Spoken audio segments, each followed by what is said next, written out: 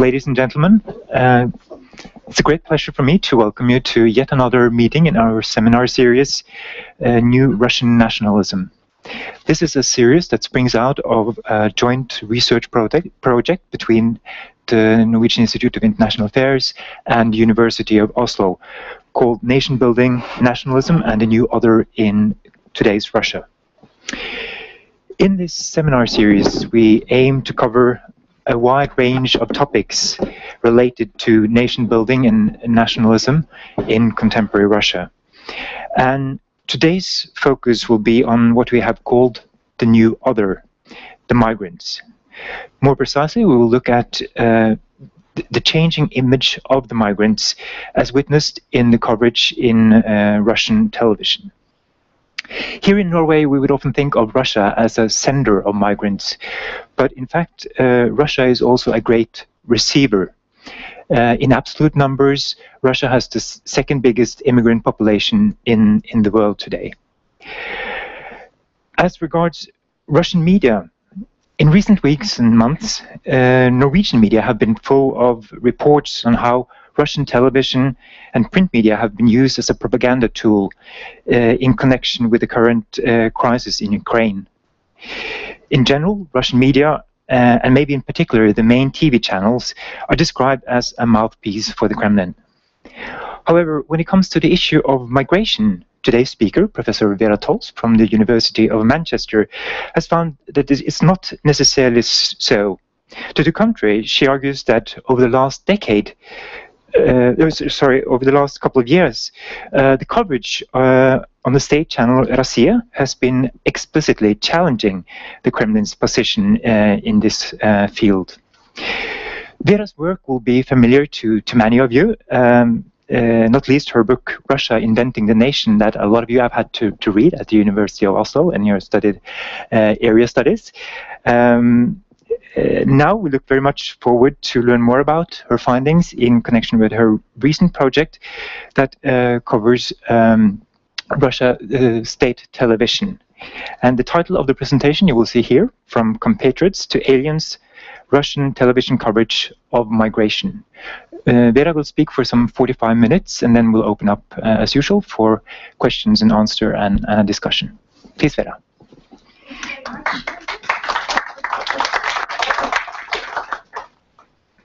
This very nice introduction, and thank you for inviting me to speak and share with you the results of my research. As Helgi said, indeed, in the past few months, Russia has been in the limelight of international media in connection with its response to the developments in Ukraine. And particular attention was drawn to the positions, perceptions, and actions of Russia's President Putin, who was re-elected for the third term in March 2012 in the wake of mass public protest against the decision to run for presidency for the third term and against what the protesters described as a fraud during the 2011 parliamentary elections. Excuse me, Vera, I think we have...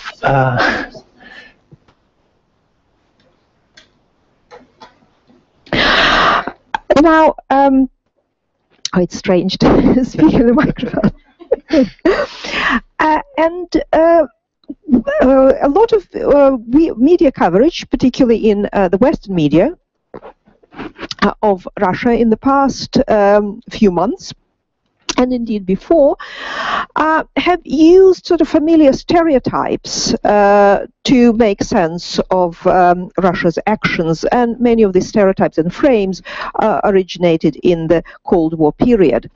And one of the kind of bigger issues I want to raise in my presentation, which is a very specific case study, is what frames should we use to indeed react to and anticipate Russia's responses to world affairs. And I would like to show that the kind of familiar frames do not necessarily help us to understand what make Russia's react this or the other way to world affairs. And the second reason why I think this case would be of interest to a wider audience is that migration and how the media should cover this issue, which has become politicized in the last 15 years across Europe. So this issue is not only pertains to Russia. Other broadcasters, newspaper journalists across Europe struggle with how to present balanced reporting, balanced coverage of the issue, at the same time addressing popular concerns. I will start my presentation with one example. And this is an episode from April 2013, when Russian Deputy Prime Minister Dmitry Rogozin, and that's actually quite an important figure to watch, he was a member of the nationalist opposition to Putin's regime, but then he was brought into the government. He ordered a sudden inspection of a train traveling to Moscow from Dushanbe, the capital of Tajikistan. It's a former Soviet republic, now independent state, in Central Asia, from where most of Russia's labor migrants come. And as Helgi rightly mentioned already, Russia is actually the second world largest recipient of labor migrants, so that's a kind of issue in Russia's domestic and foreign policy. And this staged inspection was very clear that it was a staged incident, discovered drug and weapons smugglers, people suffering from contagious disease, and other undesirables on that train. And the state television channel Rossiia, and that's the main federal channel, which actually is controlled by the government, produced a very dramatic coverage of this episode, and in a way used inflammatory language to describe what happened. The presenter of the main news program, Vesti, called for the rapid closure of Russia's border with Tajikistan until they, citizens of Tajikistan, grow up. And then there were various programs where, again, nationalist politicians such as Zhirinovsky participated and called for the deportation of all migrants from Russia because they bring, it's a quote, crime, illness, and reduce the cultural level of our society. Tajikistan's foreign ministry protested against what they described as a slanderous campaign by Russian officials and also the media against citizens of Tajikistan, but this protest was not covered by the Rossiia channel. And rather than extreme isolated example, this coverage was part at the time of a sustained anti-immigration campaign. On Channel 1, that's another major state-aligned channel, and Rossiia. And it started in May 2012 and lasted until the summer of 2013. And then in the summer of 2013, there were several ethnically motivated riots across Russia, and this seemed to have prompted a return to more careful reporting. And during this campaign, the representation of migration on these two main federal channels changed drastically compared to the preceding period. And also this coverage departed from what seemed to be the Kremlin-endorsed view of migration as essential for Russia's economy. So now that's what I'll now discuss. These will be the issues I'll cover. And the sources I'm using are news and non-news programs on Rossiia and Channel 1 in the period from September 2010 and December 2013. Now I should mention that even though, of course, internet is increasingly becoming an important source of news for citizens of Russia, still 70% of Russian citizens say even today, that these two main channels are the main source of information. So these are very, very important sources. And we also sort of worked with a team of other scholars at the University of Manchester, and we interviewed 16 Russian television journalists, including sort of leading figures like Arkady Mamontov, Dmitry Kiselyov, Maxim Shevchenko, whom I'll be mentioning today. And I think we can ask, in connection with this coverage, two kind of broader questions. What what I'll be showing, there was a discursive shift in the coverage of migration between May 2012 and the summer of 2013. And what does it tell us about the relationship between the Kremlin, the public, and the state-aligned broadcasters? And here I would sort of try to show that the frame, which is very often used by Western observers, and indeed even sort of liberal Russian observers, is too simplistic. It sees this kind of, that there is one line from the Kremlin which just orders journalists what to do. And I think we need a much more complex frame to understand this triangular relationship. And the public is a kind of an important element in this relationship. And also, issues of migration in the coverage of media across the world are related to the perceptions of national identity on the part of a dominant group in society. And so what does this coverage tell us about the tensions and fault lines in the official narratives of Russian nationhood? There has been actually outside Russia, inside Russia, a lot of criticism of the Russian media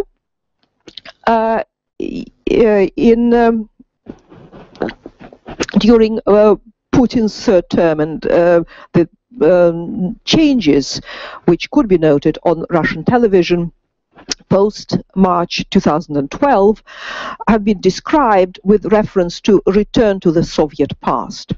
And I'm not going to discuss in this presentation sort of my take on the Russian television coverage of the crisis in Ukraine. I can tell you my views on this matter during the question and answer sessions. But otherwise, I think this frame, the return to the past, does not really help us to understand the state-controlled Russian television coverage today. First of all, the post-Soviet media environment is very different from the Soviet one. There has to be at least a staged pluralism of views, which was not a requirement in the Soviet period. And also the Russian broadcasters adapt to their own use Western media forms which previously were regarded as alien, like talk shows, live reporting. Also, I would argue that the relationship with a kind of public opinion is different, and it much more has to be taken into account today than in the past. And finally, the current regime does not have firm ideological underpinnings, as again it was the case in the Soviet period, and that plays its role. Now, as I already said, the Russian broadcasters and media personalities are not sort of an exception in struggling to cover the issue of migration, which is an issue of public concern, but at the same time, kind of ethnic peace, ethnic cohesion in society has to be preserved. So the coverage has to be sort of balanced in a way and careful.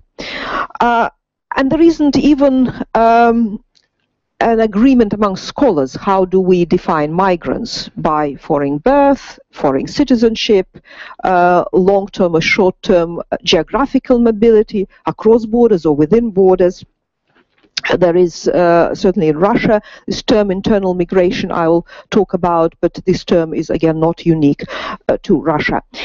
And there have been quite a lot of studies of the coverage of migration in European media, and there were large projects to look at different media in the EU countries.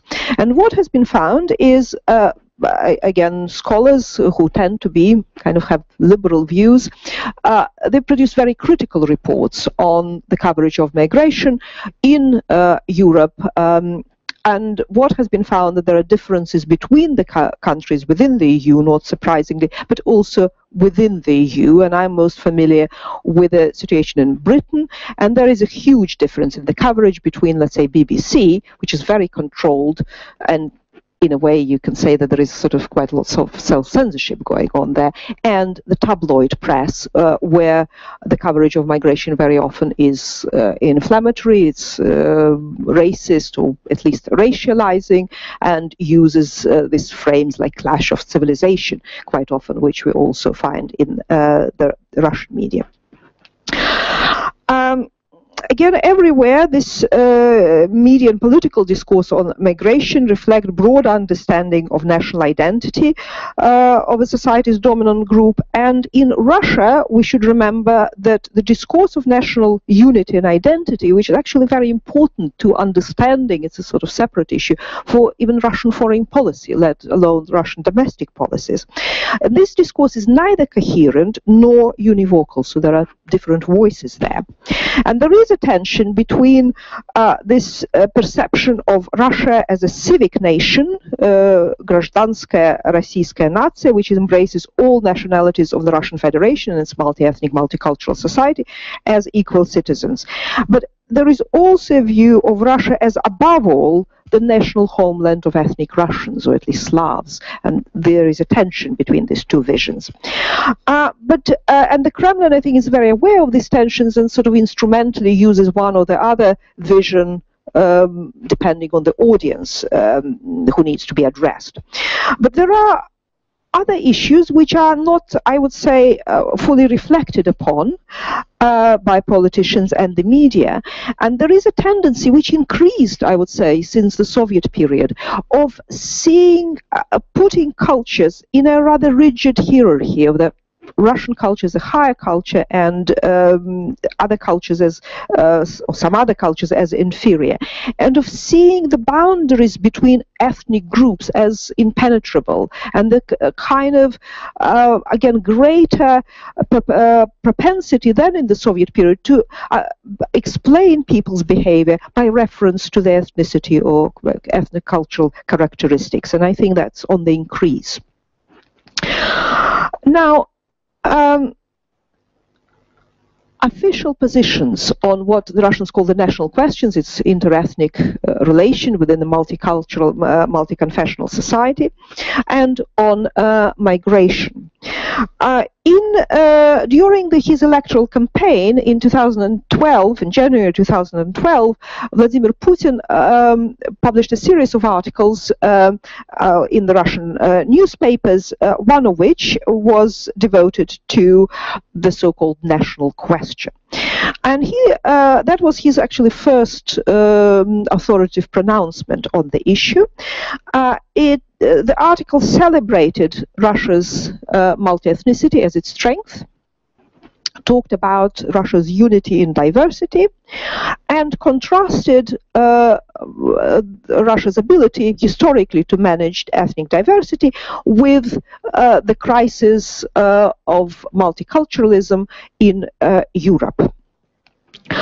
And very similar position earlier was repeated by previous President Medvedev.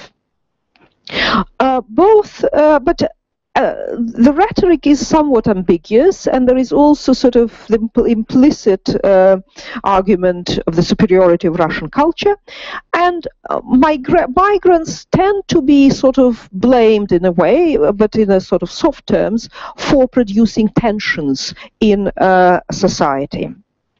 But on the whole, I would say that since the middle of the last decade, the Kremlin's position on labor migrant has been that they are essential for Russia's economy, and also that migration could be a powerful instrument for consolidating the countries of the Commonwealth of Independent States. So it's helped sort of Russia interact with the former Soviet republics.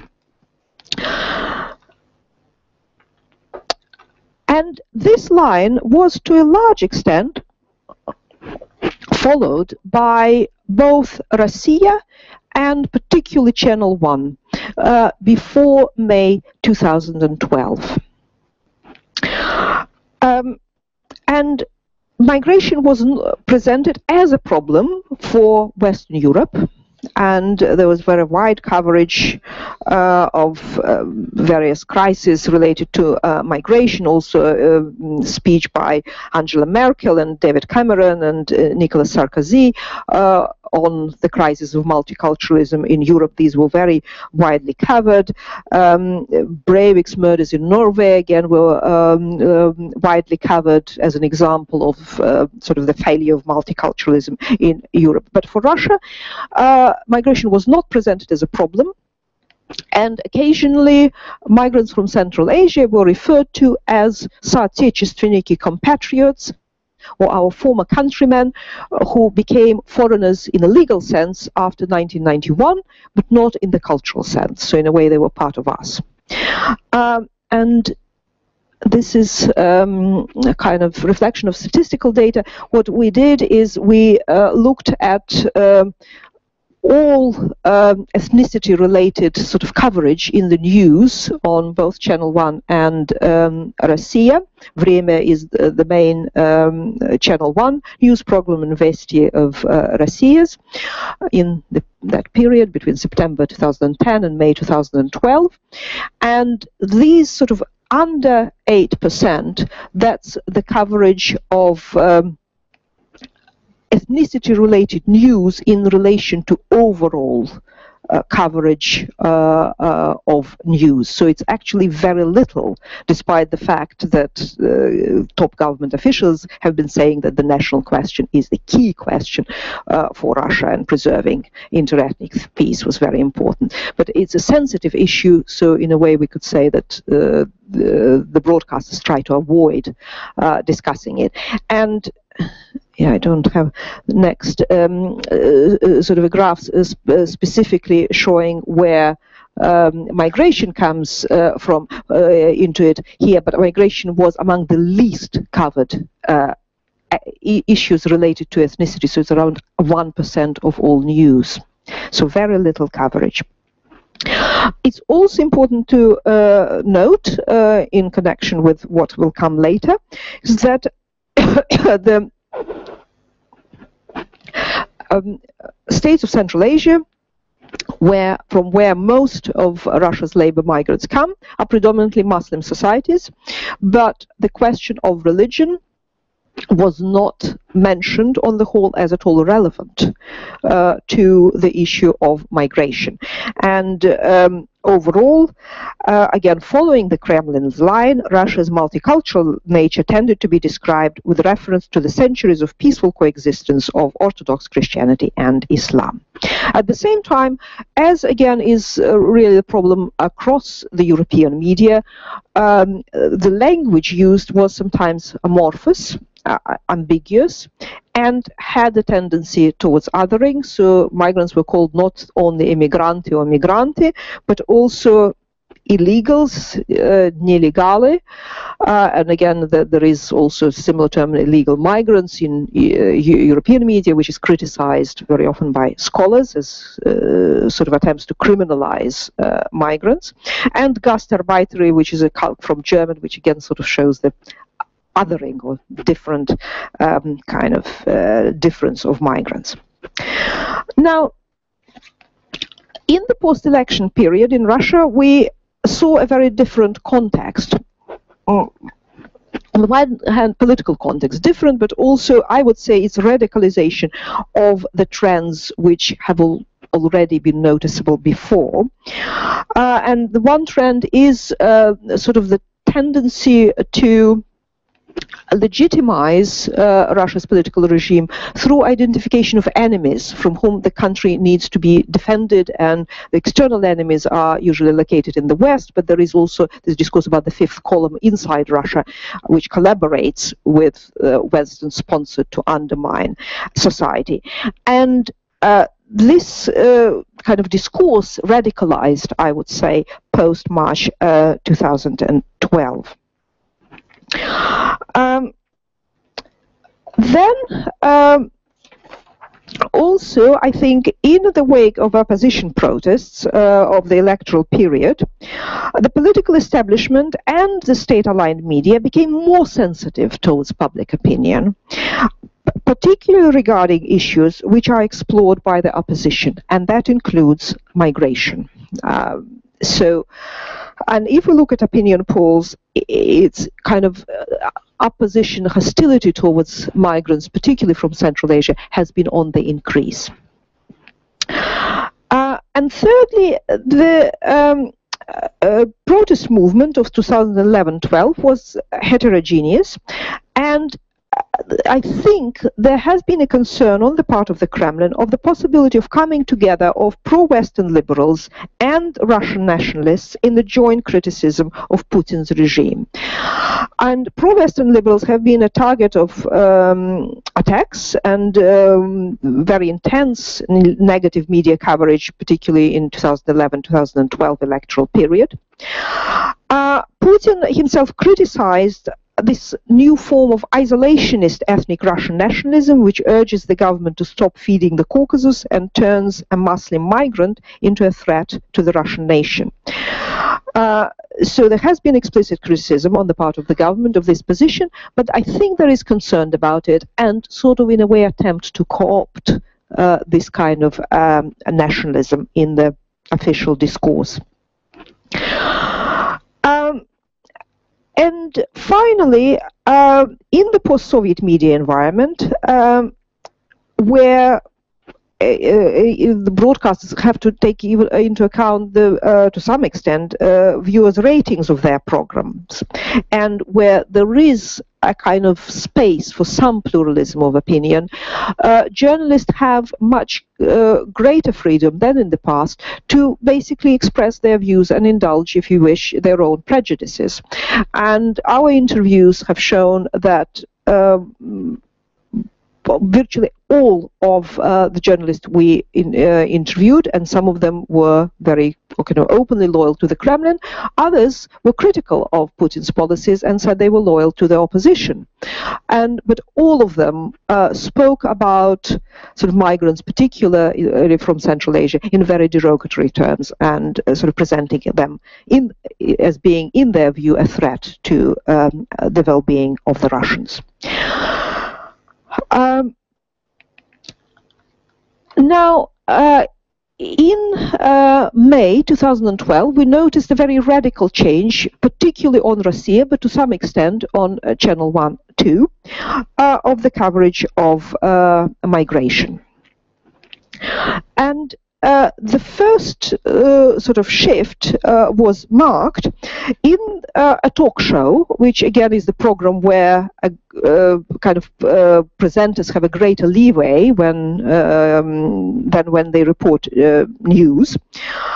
And in May 2012, a controversial journalist, Arkady Mamontov, began a three-part series on migrants under the title "Чужие," aliens.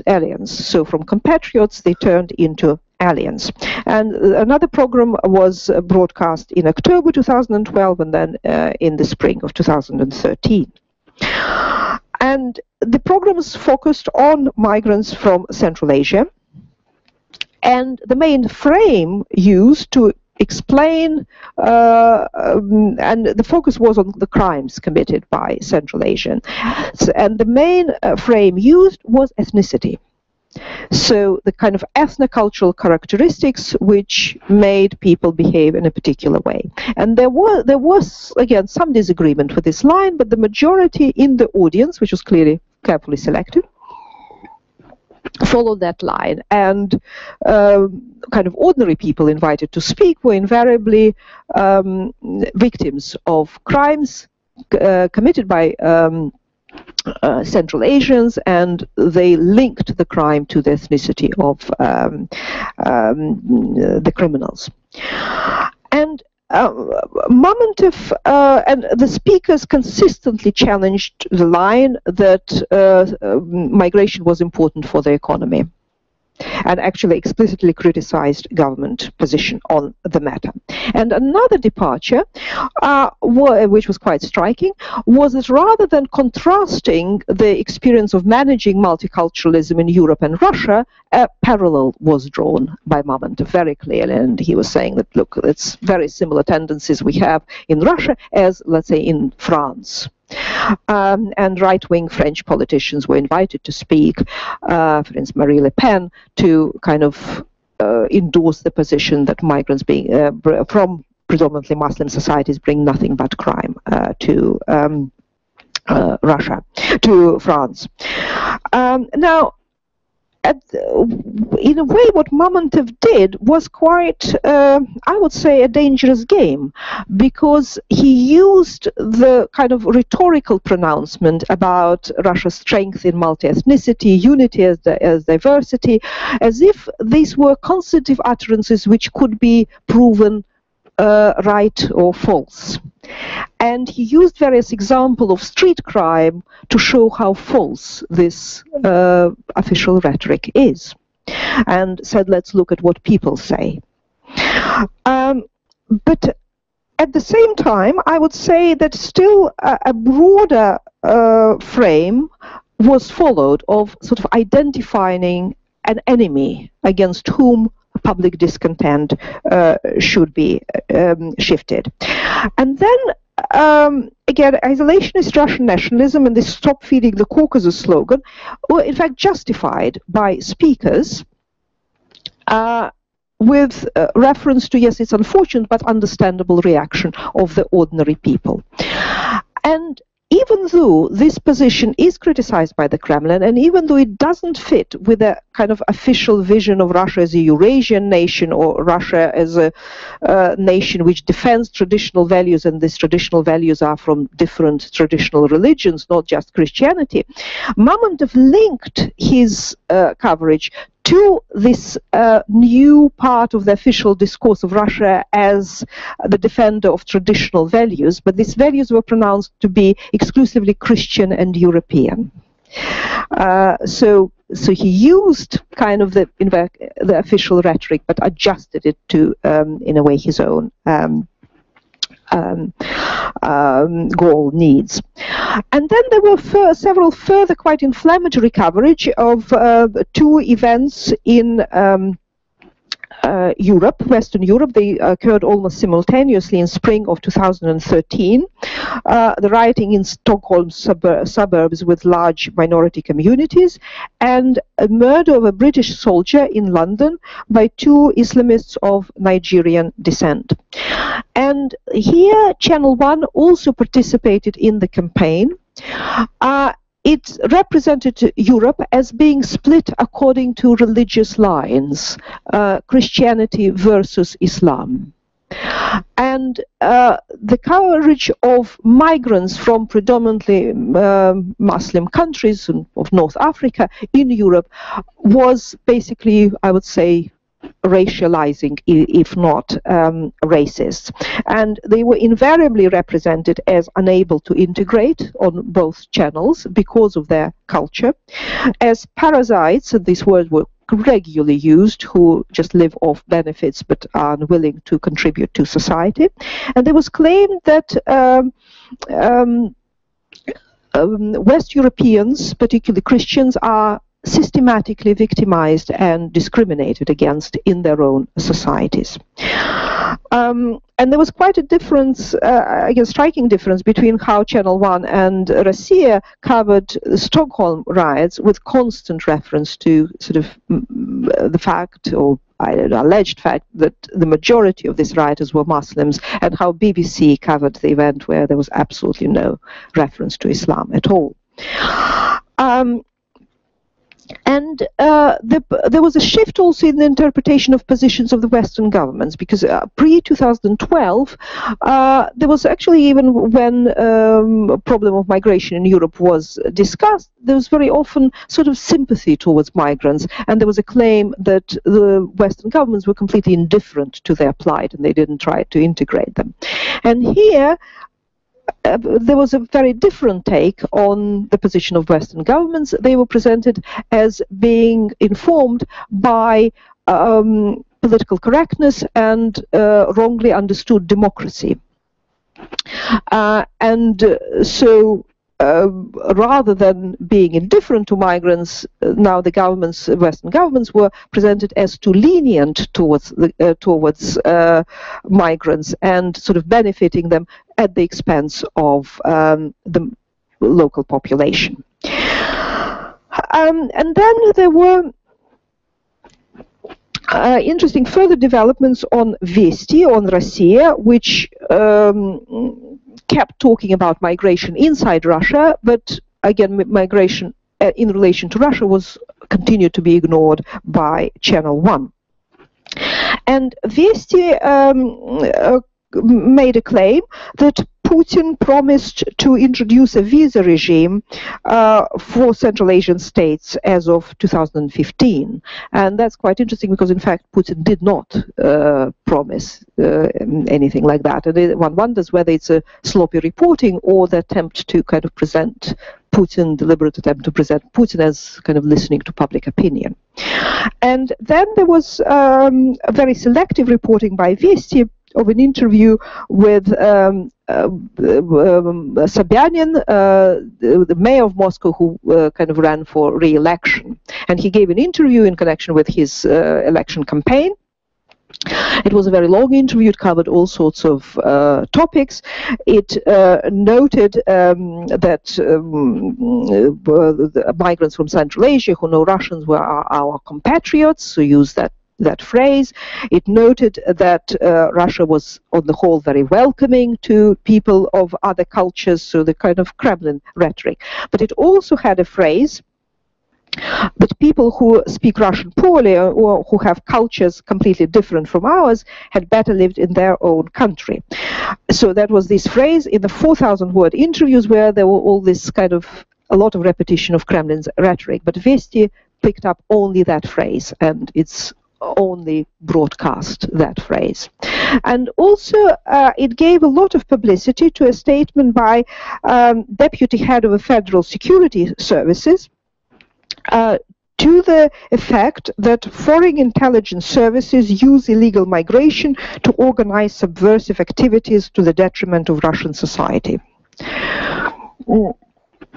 So they claim that it's basically Western intelligence services try to use migration to plant its agents in Russia and terrorists. And FSB officials made similar pronouncements before. These pronouncements were widely covered on the internet in the past and in various kind of newspapers, but not on federal channels, but now they were given quite a wide publicity. And on the whole, I would say that there was a striking difference between the coverage of migration pre-2012 on federal channels, two main federal channels, and in the newspapers or the much more populist channels and TV. But after 2012, for this year, the coverage became quite similar. That's basically the main trend. And then there was another issue discussed, that's the examples we covered, it's internal migration. Internal migration is the term which is usually used in relation to particular kind of ethnic groups, and that's representatives of the North Caucasus, the part of Russian Federation. And here it's the application of term migrant and sometimes illegal migrant to Russia's own citizens.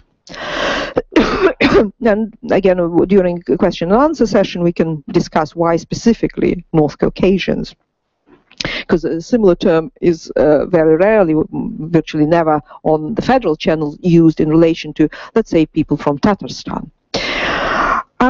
And again, there was a sort of, in pre-2012, there was a great restraint on how people from North Caucasus and those who relocate from North Caucasus to Moscow and other predominantly Russian cities, what the activities are. This coverage had been very restrained on Channel 1 and Rossiia, I presume largely because these are citizens of Russia. Again, in contrast to these channels, the other media sometimes published very critical reports about the behavior of North Caucasians in Russian cities. But again, there was a shift post-2012, and it was led by the person who was then in charge of a very popular weekend news television program, Vesti Недели, and Dmitry Kiselev, who then became head of Сегодня, Russia Today new agency. And in an interview with us, and he allowed us to quote him by name, he said that he practically практически инсценировал the topic of migration of North Caucasians into the Stavropol region of southeast Russia. And again, there was issues there in Stavropol region going back 10-15 years, but they were not covered. They suddenly started to be covered in 2012. And there was a series of programs on Vesti Недели, starting in December 2012, about what they called invasion of North Caucasians, it's against quite inflammatory language, into predominantly ethnic Russian regions, and it gave a very dramatic picture of how Russians were victimized, sometimes even killed, and their property confiscated by North Caucasians. And the program stated that there was a shocking out-migration, ошеломляющая out-migration of people from Stavropol region to kind of other parts of Russia, because they couldn't really, Russians could no longer survive there. But then the statistics which was quoted in the program indicated that in the first decade of the new millennium, 1.5% of people out-migrated, so that's not really a huge number, I would say. And again, the program made a claim that Western intelligence services deliberately stirred unrest there in order to separate Dagestan from Russia. And as in relation to the coverage of migration in Europe on both channels, here again, radical Islam, but sometimes simply Islam, emerged as an issue. And there have been problems with radical Islam in the North Caucasus. There is a problem, but it hasn't been covered before on these channels. But suddenly it emerged, and the language, where is radical Islam, where is real kind of moderate Islam traditional to Russia, which was celebrated before, the boundary was blurred, and there were these statements that really alien Islamic culture was imposed on the region, which I would say is a dangerous game to play in the country with a very large kind of indigenous Muslim population. And there were some other sort of examples, but I think I should start wrapping up, so I can give more examples when we have questions and answers. And so when we deal, I think, with these staged stories about migration, whether in Russia or in Europe, television journalists have a great deal of license to offer their own interpretations based on personal beliefs and prejudices. But in contrast, the development of sudden dramatic conflicts inside Russia continues to elicit a more controlled approach. And this was evident, for instance, when in July 2013, a major public protest erupted in the town of Pugachev in central Russia following a murderous fight between two youngsters, one of whom happened to be a Chechen. And the fight had nothing to do with ethnicity, but led to mass demonstrations with a demand that all North Caucasians be deported from the city. That's a demonstration by local population. Of course, this demand couldn't be satisfied because most of these North Caucasians had Russian passports. They were Russian citizens. And the first report on Vesti referred to these North Caucasians in Pugachev as migrants, but then this word was purged out of following reports, and instead the basically official line started to be promoted that this fight had nothing to do with ethnicity. It was kind of an everyday fight with unfortunate consequences. And then again, there was a similar restrained approach apparent in another anti-Caucasian riot in Moscow's district of Birulova 4 months later. And after that, and there were several other ethnicity-motivated unrest across Russia in the summer of 2013. And after that, the kind of this anti-immigration campaign on the two main channels stopped. So what conclusions can we draw from this material? It seems to me that in the post-election period, the distinctive role played by broadcasters in shaping the discourse of Russian nationhood has paradoxically increased, despite the growing constraints imposed during Putin's third presidency. And overall, rather than becoming more uniform, as many observers have assumed is the case, the public discourse since 2012 has become even more fragmentary and contradictory than before. In this context, pronouncements on migration and the national question, and indeed Islam, in the post-election period have been more rather than less likely to contradict the Kremlin line, the pronouncement of the broadcasters.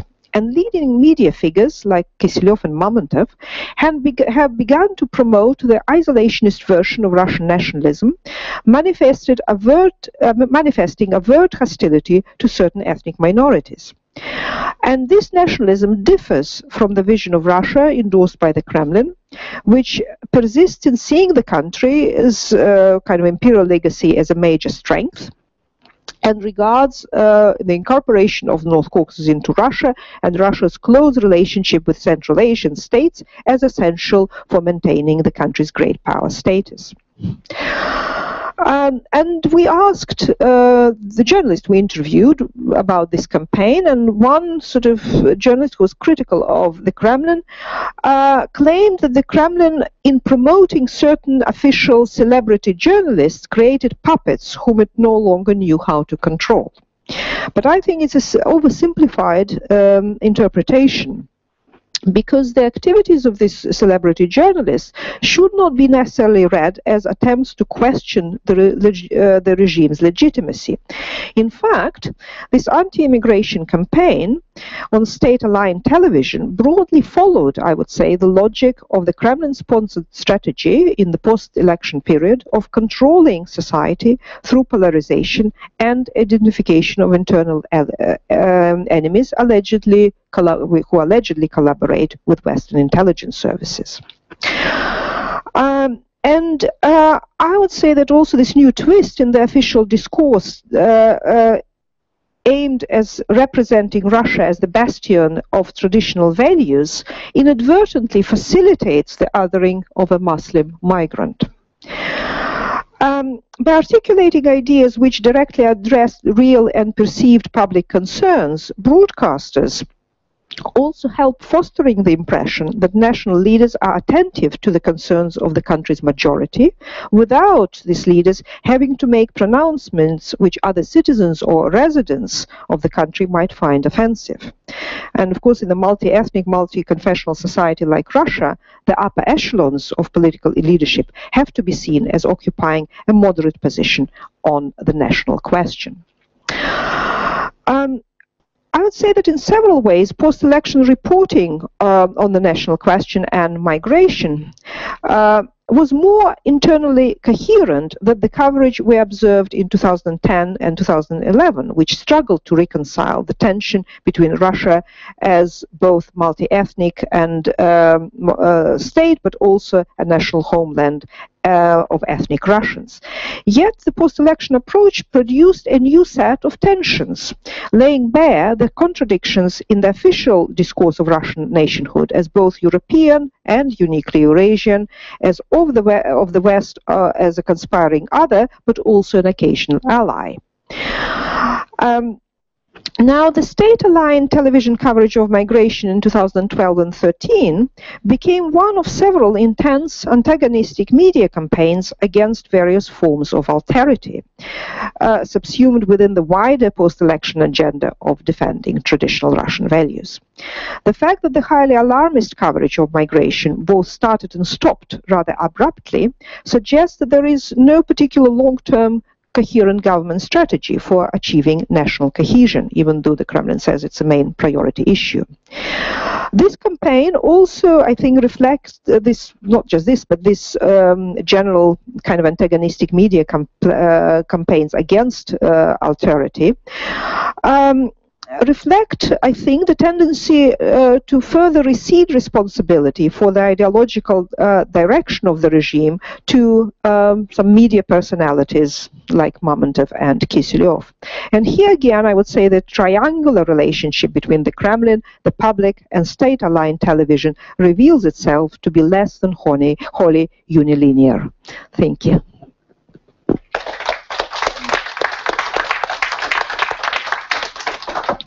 Thank you very much, Vera. We'll now open the floor for questions. You already invited us to ask some questions during your presentation, so I guess there should be many. But anyway, when you pose a question, please introduce yourself. First, my colleague Julia. I'm Julie Wilhelmsen of this institute. I have just finished my PhD on discourses on Chechnya. Mm-hmm. And so I just wanted to confirm your questioning of the kind of the power relationship between media regime and the public, because my findings, I was looking at the period before 1999 and then what happened afterwards, is that the idea that Putin and the Kremlin were the first ones to kind of select the Chechens as terrorist culprits and so on was not confirmed in my work. It was the opposite way. In fact, you could find this discourse in media coverage for 3 years before that discourse actually entered the official level. So that was just a kind of very similar from the process you are describing. And then I was just kind of reflecting upon our image of Putin, our image of the power of the Russian regime, because in a way he's strikingly clever in the way that he comes in and kind of co-opts the agendas of whoever the opposition is. But what are the implications of him as a powerful figure? I mean, what is he then? Is he just a kind of a populist who manages to capture the most popular agenda at the time? And I was wondering if you could reflect a bit more upon that. What kind of power does he actually have, and how easy is it then to predict what will come in the future if it is so that he really has no vision himself? Actually, what should Russia be? He's just kind of carried away. Yeah. Thank you. Well, shall we take a few questions, or maybe we can take one more, Geir? And in addition to introducing yourself, could you also please stand up, because then you will be on, I forgot to mention that, but then you will be on YouTube afterwards. Excellent. I love YouTube. Thank you, Vera, for this thorough study of the discursive shift. I'm going to ask a question. I'm Geir Flikke, by the way, at the University of Oslo, not to forget that, about the current situation. Because in your book, Inventing the Nation, you have a chapter outlining the very problematic historic and identity relationship between Ukraine and Russia, of course. And the current situation now, Ukraine seems to be an extremely difficult case for the Russians in terms of otherization. In terms of otherization, it is almost impossible to otherize the Ukrainians and call them different. And yet, Russia has an extremely rhetorically extreme position on what is going on in Kiev. So I would invite you to perhaps speculate a bit on what this actually means for the discursive field of migration in Russia. Okay, let me take these two big questions. The first kind of commented question, yes, indeed, our positions are very similar, and I think in terms of kind of using particular kind of ideological frames, the Kremlin is very often indeed reactive, and a very big role in formulating kind of very current, immediate ideological underpinnings, which regime sort of uses, is played by so-called public intellectuals. And they come up with a particular frame, even particular wording, and you can see then this wording being used by Putin's speechwriters, and comes into sort of Putin's speech. But I still think that Putin does have a particular sort of vision, and here there are sort of several kind of important points on which he keeps kind of reiterating, and they don't sort of shift.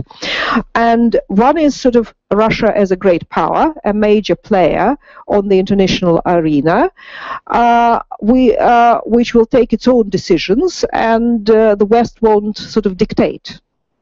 I think we can better understand Putin's policies rather than, and of course, I'm sort of have no sympathy to particular sympathy to the Russian position vis-a-vis the Crimea and indeed Ukraine, but I think we should kind of understand that a lot of actions taken by the Russian government is in a way a reaction to the humiliation the Russian elites felt in the 1990s, when they felt that the West took advantage of Russia's weakness. And I would say that in particular the American government did make mistakes in how it treated Russia in the 1990s, and now in some ways chickens come home to roost.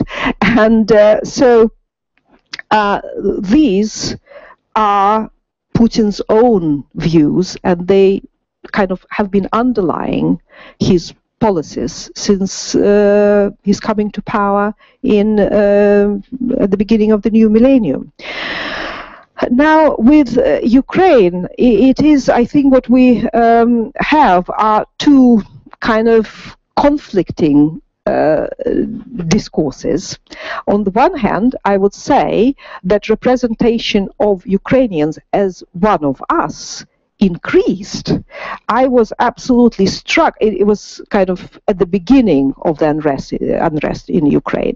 In September 2013, in one of his major television interviews, Putin said that Ukrainians, we are one nation. Russians and Ukrainians are one nation. And I was actually absolutely stunned by this statement. And I think he knew what he was doing, and it was quite a provocative statement. And this line is still sort of there.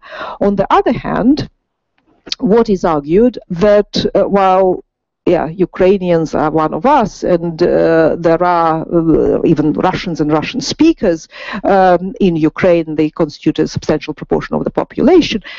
The government has been taken, the leadership has been taken over by a minority, and this minority is fascist. So, and that's kind of another kind of very extreme rhetoric, but the two still coexist. So there is othering, and in very extreme terms, and the genocide of the Russian people, and fascist in power. But on the other hand, there is still this line that, yes, historically the Ukrainian and the Russians are so similar, in fact, sort of, one can say, one nation. Okay, then it was a question over here.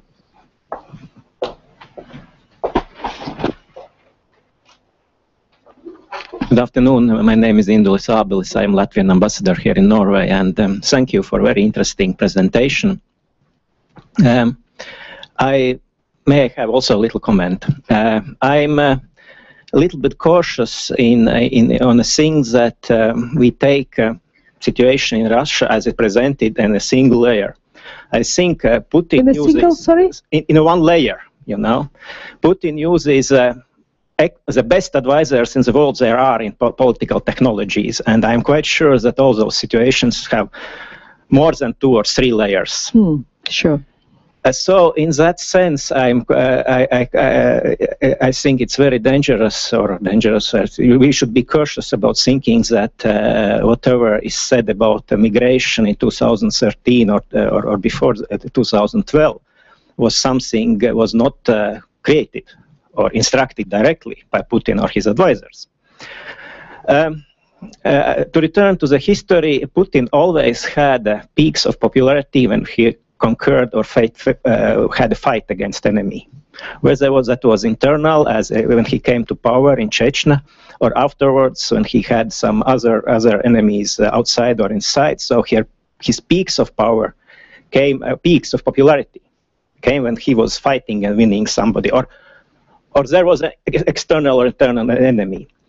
When he was elected in 2012, re-elected, I think we all remember it was also his election, his arrival in Moscow to the Kremlin, and also following demonstrations by opposition were quite unpleasant thing for him. That I'm sure. So I'm sure he started to think very seriously how to deal with the situation and what would be the next enemy. And I guess, I don't know, of course, but it falls very well into the picture. The start of nationalist rhetorics in the television, which builds up the nationalism in Russia. At the same time, Putin remains like a uniting figure, somebody who keeps order. But the nationalism is built up, and in 2013, when it apparently becomes dangerous because people start to riot, Putin sees that first he achieved his aim, second, that it needs to stop because it becomes too dangerous for Russia itself. And now if you look at Ukraine, again, with the Crimea, and now with the defending Russian-speaking population in Ukraine, Putin is at top of his popularity, again, because Russian nationalism has been created, it has been built, so whole Russia is behind Putin in defending Russians which are abused in Russia or in Ukraine. So, I mean, I kind of would say that the journalism, TV production in 2013 on nationalism was inspired by Putin. Thank you. So in a way, I think you didn't quite understand what I was trying to say. Yes, because what I was trying to say is in a way, in many ways similar to what you are saying, but I try to introduce complexity there. These journalists, of course, are not free agents completely. What I was saying that broadly fit with a overall agenda of looking for enemies against whom kind of discontent could be channeled. And there is a sort of the attempt to co-opt this isolationist Russian nationalism, which is increasingly becoming a force, a very important force. Again, there's quite a few specialists on Russian nationalism have been arguing that the Kremlin sort of deliberately fostered this nationalism from above. I think that now we can see that it did not try to foster these extreme versions. These extreme versions are dangerous for the regime. They are trying to co-opt the force, which is dangerous. Now, what I think we should not overestimate is the ability of Putin personally to control everything, and the Kremlin. They can give a general direction, but it's not the Soviet times now, and we should remember, there is more possibility for local agency. And if you look careful, and I know there is a tendency, in particular, I must say, in Eastern Europe, to think that really Kremlin can, Putin, can say, and everything will be sort of sorted. But one person physically can't sort of control everything. Moreover, I would say the regime isn't strong. It's kind of overestimating the strength of the regime. Very often, in my view, the regime acts out of weakness, and its policies are reactive. They are not sort of thought through with several steps ahead. And with here, how I understand the situation, that you have a broader sort of framework that, yeah, you need enemies, you need to foster kind of discontent against them. And then there is, Putin doesn't tell them migrants should be enemies or gay people. With these campaigns, you can always, like with the campaign against gay and lesbian people, there are particular individuals on the ground who then use these broad opportunities to develop their own agenda, or then sort of satisfy their own prejudices. Moreover, I would say that this was to some extent the case, not even now, but in Stalin's period. We now have a much greater range of sources, because I do also historical research. We have a much greater sort of range of sources available to us on Stalin's period. And it's quite interesting that what you have a similar situation, that sort of at the top you have a broad definition of the campaign, and then there is a grassroots initiative to kind of fill it in with a substance. And that's what I think is happening here. Thank you. The next then is Ragnhild.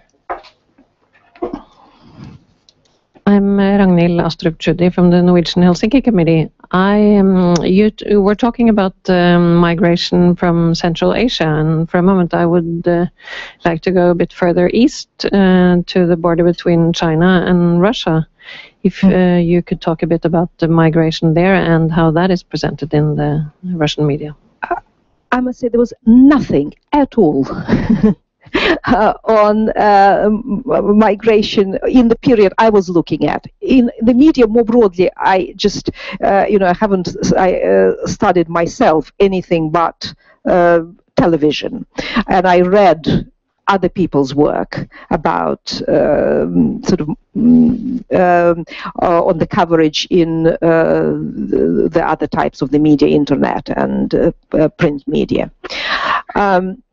But on the state television, there was nothing at all on the situation, let's say, in the Far East, the migration from China. There was a few reports on migrants from Vietnam in Moscow, and there was no campaign against those migrants. They were largely presented as victims of corrupt Russian businessmen and law enforcement organs.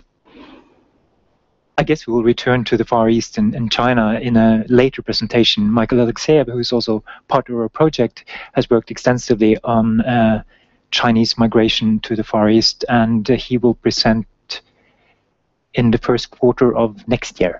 So if you're patient, you'll get to know. Thank you. Well, thank you very much for this nice and interesting presentation. My name is Dmitry Sherba. I'm from Ukraine.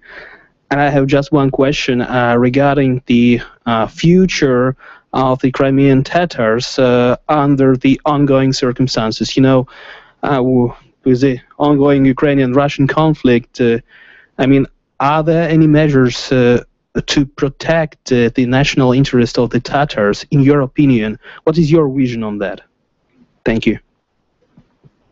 Now, of course, you know that in his pronouncement, Putin claims that the interests of Crimean Tatars will be sort of protected.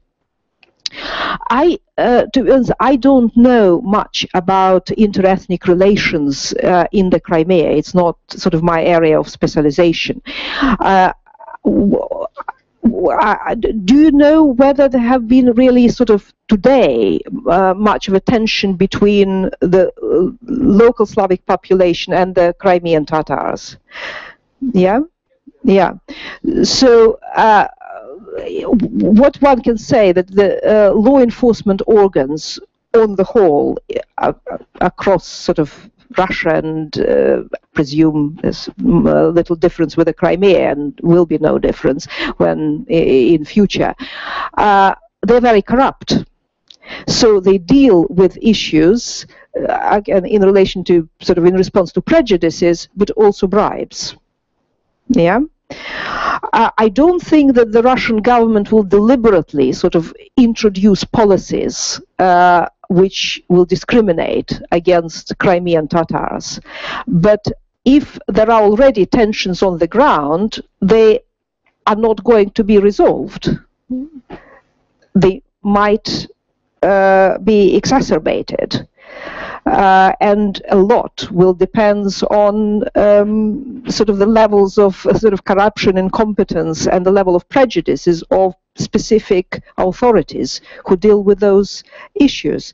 But on the whole, I would say that ethnic tensions in Russia itself are on the rise, and I don't see that there is any kind of particular strategy to address this problem in a constructive way. I have a comment from Julia, and then Odne is next. Microphone, and please stand up. Were you referring to the fact that I think that the most prominent Tatar leader, who is actually a person who has received human rights prizes and so on, was stopped from entering Crimea again? He was in Kiev, and there's been Tatars trying to meet with him, going to the border, but he's not been allowed in. I think even there's a anklage, what's that again? An accusation against him that he's inciting, you know, separatism, things like that. So it's kind of the same type of pattern as you would find in the Northern Caucasus, which is just transplanted. That was my comment. Then it's Odne. Yes, my name is Odne Osland from NIBR. Thank you for a very interesting presentation. I was wondering about whether there is a scope for showing the other side or more critical journalism in terms of showing more the problems of the migrants that they experience in their everyday lives, their living conditions, working conditions, and so on. Whether there are some more positive stories in news coverage of successful integration, for example, and also how they cover various integration programs by the state, because from what I have seen, this is almost lacking in the media. Now, during this period, 2012-2013, you know, this alternative television channel Dozhd, which at the time could broadcast without much problem, very explicitly sort of adopted very different position and critical of this, what they also identified as anti-immigration campaign. And basically the emphasis there was on the corruption of Russian law enforcement organs and Russian businessmen as kind of culprits in the problems around migration. With the kind of positive stories of successful integration, during this campaign, but even before, it's invariably people from Europe who come to Russia because of love of Russian culture, and they integrate well. That's of course very isolated, occasional examples, but there were virtually no particular stories, specific news stories with sort of this positive coverage. Here we should remember that it's not only the problem, of course, of the Russian media. This is a problem of the media in Europe in general, and the European media are criticized for sort of shortage or almost absence of kind of positive stories of migrants who successfully integrated, and that's partly because bad news create news, while positive stories are not news. And that's how news, sort of in a way, are defined problematically by the modern media. There were, however, that's sort of I want to mention, we had also a separate kind of sub-project on the coverage of news by the main governmental television channel in Buryatia, and that's a republic of the Russian Federation, which borders Mongolia. And there it's a very specific reporting. There the parallels with the Soviet times are sort of very apparent. And there what constitutes news is very different from what constitutes news on the federal channels or in the Western media. And there the emphasis is on positive news. Sort of everything is a sort of rosy picture, and there were a certain number of examples. Again, they have interestingly quite a lot of migrants from specifically Kyrgyzstan, and there were positive pictures of their integration. I was wondering if you could return to something you mentioned during your presentation that you said we could return to during Q&A, and that's the internal migrant, the migrant. Why is he or she a migrant if he or she came from the North Caucasus, but not from St. Petersburg or from Bashkortostan, or for that sake, Buryatia? Could you just explain us a little bit about the understanding of the concept migrant? Yeah, on one hand, I think that the application of term migrants specifically to people from North Caucasus, and apparently the greatest tensions, kind of ethnic tensions, are indeed between Russians and people from North Caucasus. It sort of in a way relates to the former colonial kind of status of the North Caucasus. And interestingly, again, quite unreflectively, in one of his interviews, Medvedev, who again tended to be quite careful with his statements on national question, he suddenly drew a parallel between North Caucasians and, he said, people from Europe's former colonies in North Africa. But that was kind of a rare, in a way, slip of the tongue. Then I would say that the Soviet model of federalism, ethnic federalism, exacerbates this problem, because this, in a way, the Soviet model of ethnic federalism initially was envisaged in an attempt of kind of recreating an empire at the time when empires, other land-based empires, collapsed, and on the rhetoric on anti-colonial rhetoric, with the idea that these ethnic autonomies will be national homelands of these different nationalities. So they'll satisfy their need for national homeland within this larger Soviet framework. But this ethnic federalism, to some extent,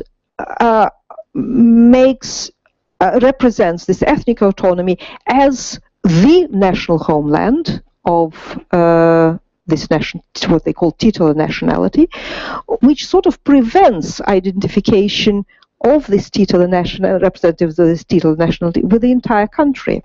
So you can see in the Russian coverage a lot of sort of references by Russians, but also North Caucasians, saying, my country or my homeland is Dagestan, it's not Russia as a whole.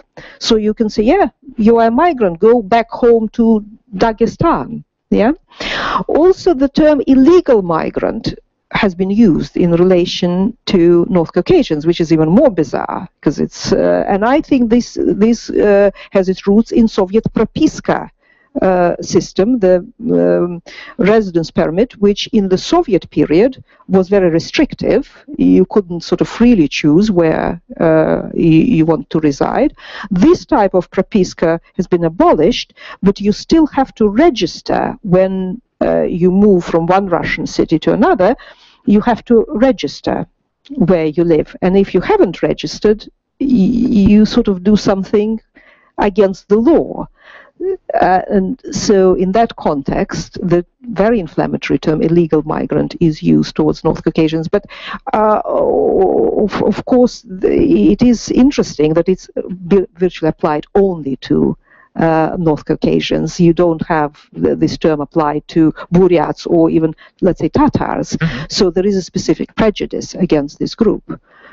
Okay, one more comment. I want if there are other questions. We have a few more questions. No, I just feel that there's one thing which surely fits into that picture, and it must be the entire anti-terrorist campaign. I mean, it's not, to me, you know, it's just obvious why it's the North Caucasians. Okay, they were very clever. They never said kind of the Chechens are terrorists. But if you go through, you know, the entire discourse from 1999 onwards, the Chechens are the same as terrorism. And what has been the biggest plague in Russia proper? It's the terrorism. So, you know, that must be part of the... And it is part of the picture. But the North Caucasians... It is part of the picture. But the main kind of othering and demonization is not of Chechens now. It's Dagestanis. I know. And that's actually connected much more, that there are actually more Dagestanis than Chechens in the two main cities, particularly Moscow and St. Petersburg. And the coverage is usually of, and it doesn't kind of, yes, of course, this kind of terrorism issue is at the back of one's mind. But most of the coverage, which is particularly inflammatory, is about, again, everyday sort of occurrences. There was an absolutely appalling coverage on Vesti of a shooting at a Dagestani wedding, and no one was actually hurt. One could not cover it at all or have it as a human interest story, because no harm was meant, no harm was done. But it triggered a very long report on Vesti, which started with explicit rejection of the Soviet metaphor of the friendship of the people. And instead, the producer said that, and presenter said that the much more appropriate frame is Gumilyov's, again, quite inflammatory theory of coexistence of ethnicies.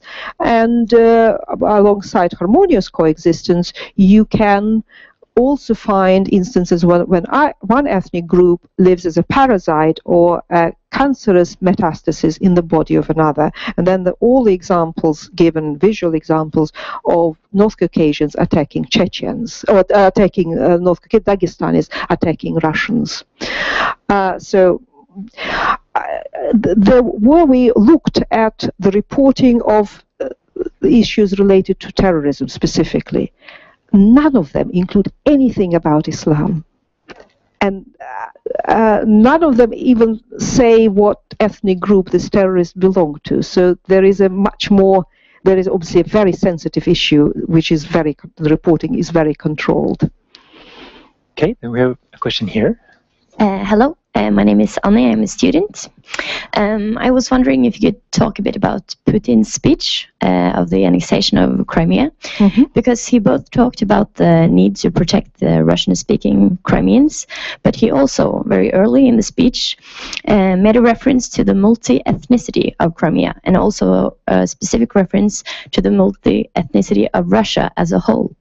So I was wondering what your thoughts are on this. Was he balancing the two views of a national ethnic thing, and the discourse on that, and the multi-ethnic discourse, and in that case, why? Yeah. Before you answer, Vera, I have one more person on my list, but I think to wrap up now, if there's any more people wanting to pose a question to Vera, then please sign up while Paul has the possibility to. Paul Kolstad, the University of Oslo. First, one comment on who is a migrant in Russia. And I think in Moscow they have this peculiar kind of Moscow nationalism, which regards all non-Muscovites as a migrant and others.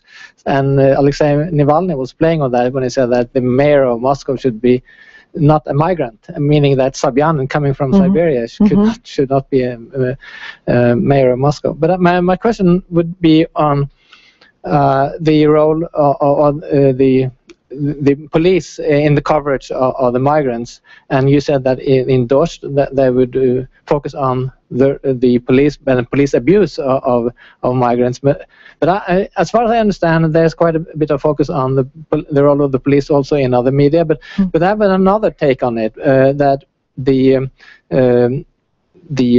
police are being bribed not by the Russians but by the Central Asians and the Caucasians, particularly on the marketplaces, to squeeze out the Russian vendors. So then it's a sort of an unholy alliance between the migrants and the non-Russians against the Russians. So is that also your impression?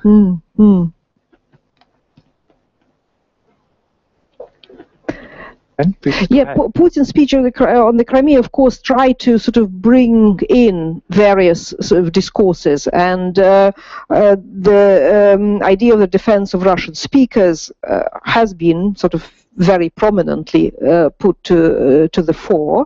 It's the definition, as you know, Russian speaker is very, very vague, so it sort of allows, in a way, for broad interpretation, and so could imply sort of, in a way, Russia's right to interfere in all sorts of places and on all sorts of occasions. So it's quite a dangerous rhetoric, but it was very, very similar to the Russian government pronouncements during the Russo-Georgian War of 2008, almost identical rhetoric about Russian speakers who are kind of very vaguely sort of defined. But then sort of this emphasis on Russia's right to defend those people living who are not necessarily Russian citizens, living citizens of other countries, sort of subsided after this the end of this war in 2008. So one wonders whether this card will start to be played sort of less when the developments around Ukraine are sort of less kind of intense. But I would have said that on the whole, Putin tried to be quite careful in that speech. There were several inflammatory statements, but on the whole it was clear that his speechwriters tried to sort of make the rhetoric sort of less aggressive and less threatening to the world. Now, with the police, yes, there has been a discussion, and particularly during the Manezhne riots on the two main federal channels, about the sort of bribery of policemen by representatives of North Caucasian diasporas, and it was prominent in the first few reports on Manezhne, but it sort of was, this line was somewhat downplayed during this 2012-2013 campaign. And again, here I would say it shows, I think, to us that it is quite difficult to these broadcasters to keep a balance between, they have to satisfy the audience to some extent, they have to take into account public opinion, and they even depend on the ratings of their program, because they are not totally funded by the government. But at the same time, this is a dangerous position in a way, because the police, law enforcement organ, are such an important part of sort of governing the country. But a certain amount of criticism of the government now is allowed, is accepted as a sort of necessity in a way which can't be avoided. And again, that's the difference with the Soviet period. And again, I would reiterate that the Kremlin cannot control every single program.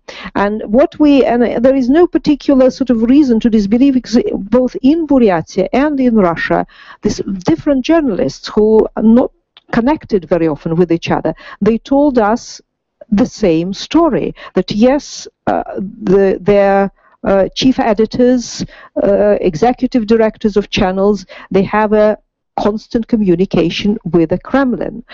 But rank and file journalists are given sort of kind of broad priorities of the regime, but then they have to decide themselves what and how to cover. They are not told how to cover each specific issue.